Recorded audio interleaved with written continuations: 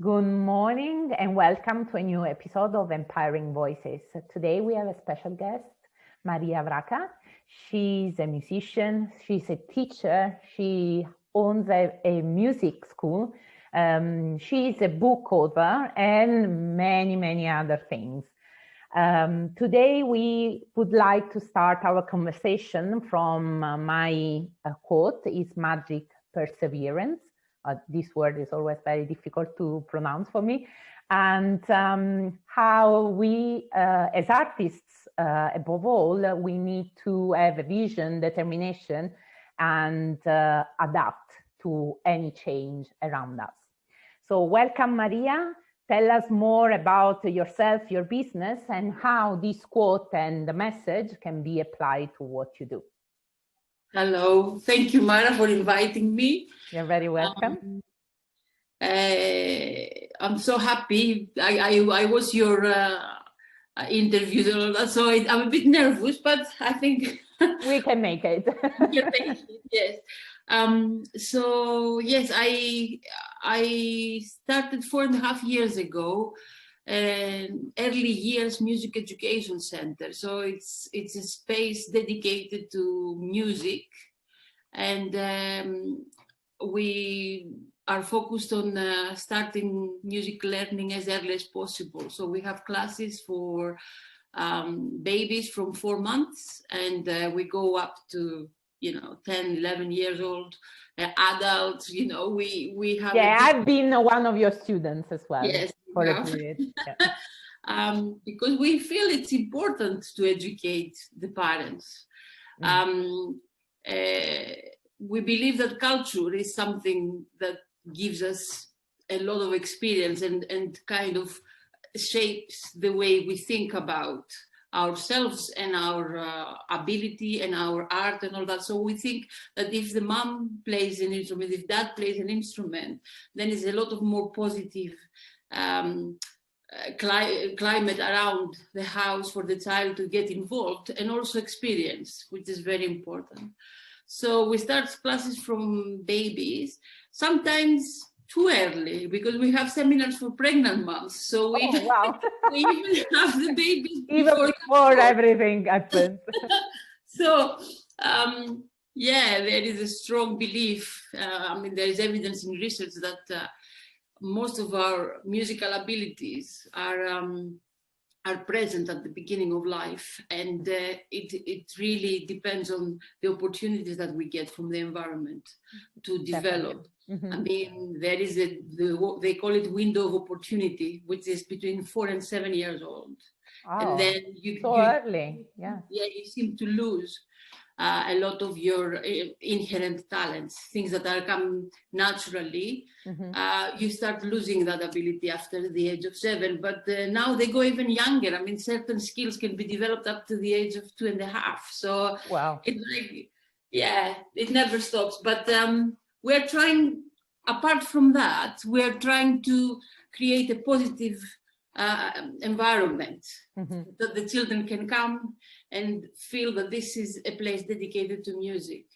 Before that, I worked on and off for 8 years in academia, so I have this kind of angle and thinking in the way I do things, and what I'm trying to do is become a bridge between mm-hmm. Academic research and everyday practice, because sometimes it takes years for something to be published until a teacher finds out and starts using it. So we do seminars for teachers as well, try to, talk about new things and give people opportunities. So it's a whole universe, but yeah. Yeah, and you are trying to create, let's say, the full package, because you deliver courses, seminars, you write books, so that this gap that you see between academia and the learning from its field, basically. Yeah.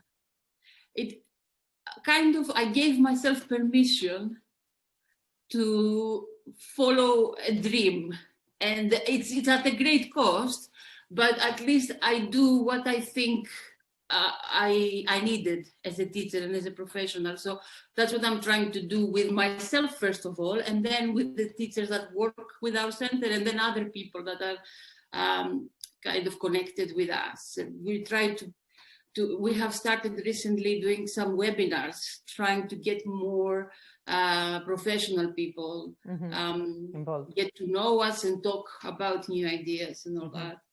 So yes, I mean, your quote is great. And it brings me to ask you, because of course we imagine music and learning an instrument like an in-presence activity. I mean, touching the instrument with the teacher there. And of course, in the last year, it's not been possible. How have you been working to adapt to this new reality? When the first lockdown happened in March, it meant that I had to close the school. So it meant that I lost 60% of the work. Yeah. Just instantly, because there were group classes that were happening at the studio. And then it was the belief of the parents, first of all, that wanted to continue with me, and they wanted to find a way of keep normality, keep things happening. So I started teaching online. It was easier with the older children because they know me and they can manage themselves. But it was a big challenge to find a way of connecting with a 3-year-old, a 4-year-old, with a 5-year-old. They started crying when I asked them to write a finger number on the page. So it made me wonder how much they were relying on me physically to be there. So it was not just adapting the way I was working, it was adapting the way I was thinking about things as well. So I have been studying a lot and trying to understand how you can be a bit more effective when you teach online. And I've learned a lot this year. I managed to create a couple of courses that I could teach online. I learned how to make videos because my children wanted videos. I have recorded they want to see you at least. If they cannot touch you, at least they want to see you, of course. No, but I made videos that had graphic things as well. So I had to train myself in new programs, and I became a bit more technical. It's like such a steep learning curve, but in 9 months I have learned so much. And I've been so lucky and so grateful because I have managed to get, I mean, when we went back in September in physical lessons, we got 99% retention. Everybody came back. That's amazing. That's amazing.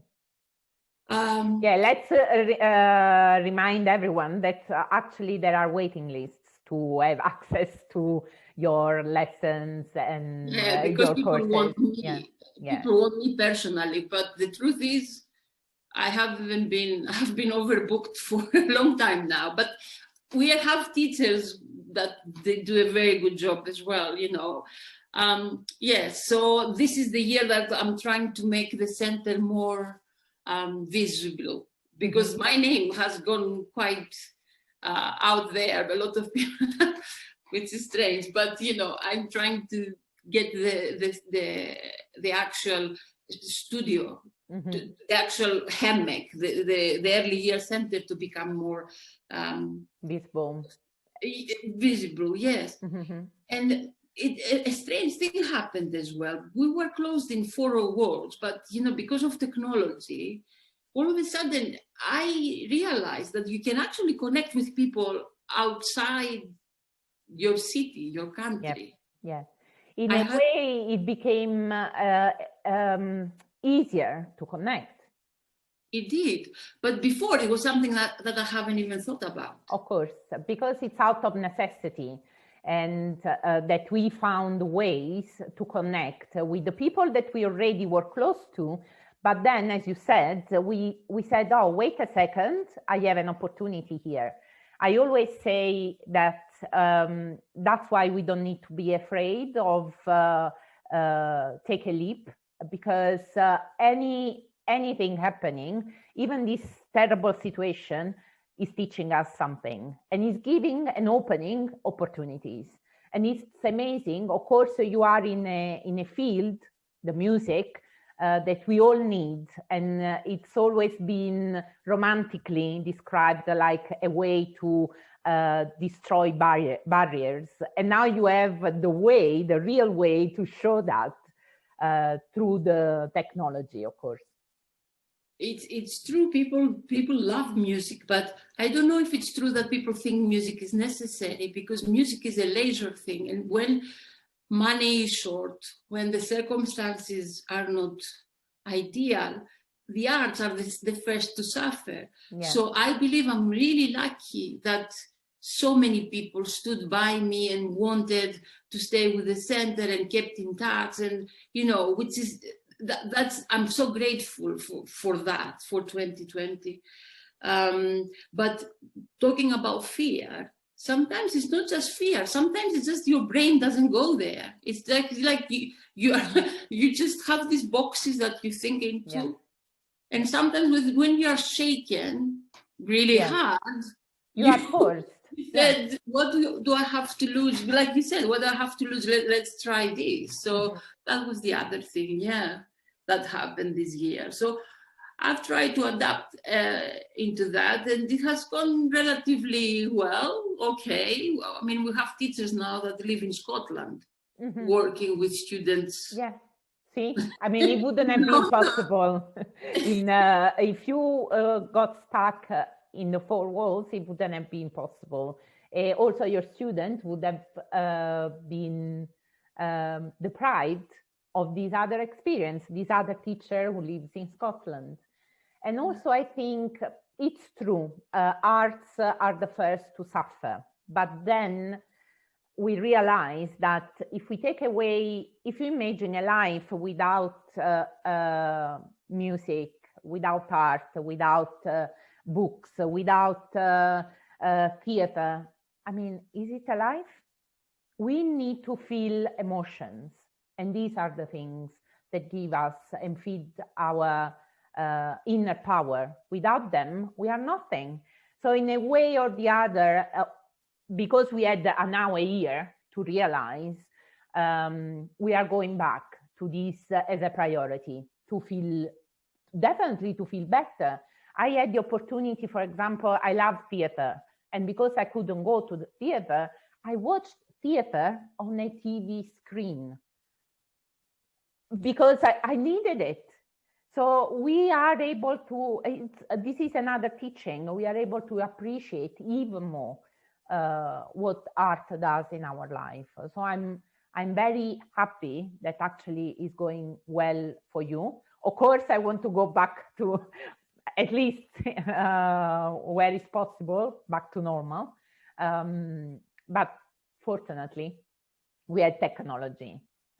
If it had happened a century ago, we would have been lost.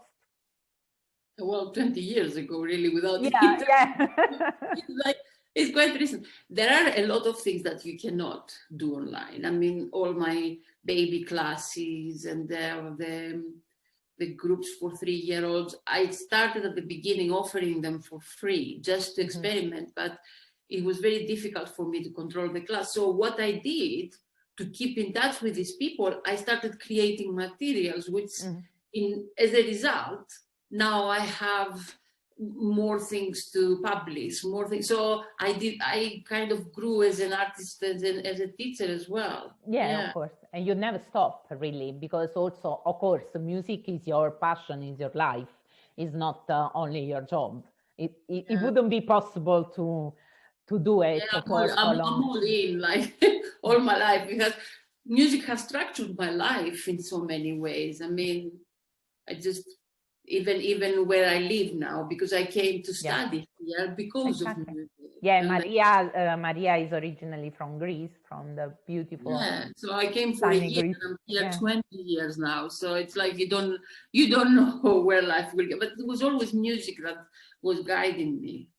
Yeah, and this word perseverance, I think it's in our DNA as artists, because even when I teach little children and they find something hard, they have to keep on going, persevere, and and that's what I'm trying to do as a teacher. That we are trying to do as teachers, like help them to get over the disappointment, to get over the pain, because next week it would be gone.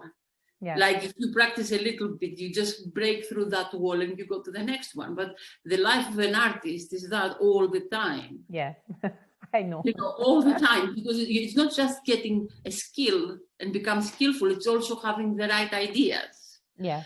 Having the opportunity to show your ideas. It's so many things. So really, for us, I think perseverance is the number one quality.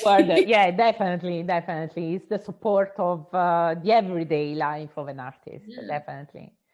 And do you have a special word, apart from perseverance, a special word or quote that supports your everyday life or your job?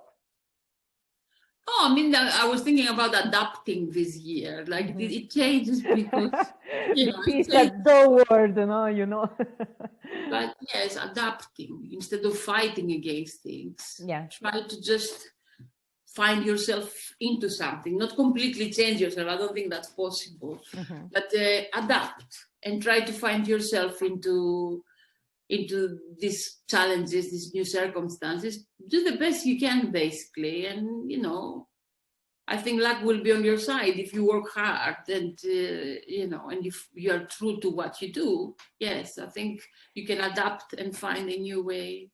For example, now I have, because the center had 4 kind of different departments. It had the baby classes, the early starters, like 3 to 5 year olds. Then we have the instruments with the exams. We have adults, and now we have an online school. So it's like, because that's something that I would like to keep even when we go back to days. Sure, that's amazing, actually. Also because, especially for the seminars and the course for teachers, why do you have to stop to London? I mean, there's no point. It's amazing to take your knowledge outside of your geographic area. Yeah. Well, I mean, I did a course in Greece for 4 years with my experience and my program with babies, but now it's a different thing. It's like exchanging experiences of how you become more effective being online. As we do these webinars at the moment, so the lessons we've learned from that, and I see that a lot of people have similar experiences, but also it's like a light bulb going on, from something that will happen. So it's an opportunity to connect instead of being competitive. Because when you have a physical space in an area, I've experienced that, because when I first started, I invited other people that were doing early years courses to come and use my space. Yeah. And it didn't work. They saw me as a competitor. Yeah.